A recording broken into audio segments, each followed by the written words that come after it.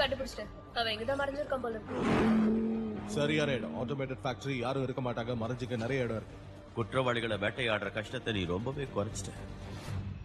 Congratulations. ஒரு நிமிஷம், நான் இதுல என் இமெயிலை செக் பண்ணிக்கலாமா? வேணான்னு விட்டுருங்க. இன்னும் 2 மணி நேரத்துல விடிஞ்சிடும். சீக்கிரம் ட்ரெஸ்ஸை மாத்திட்டு எல்லாரும் தயாராருங்க.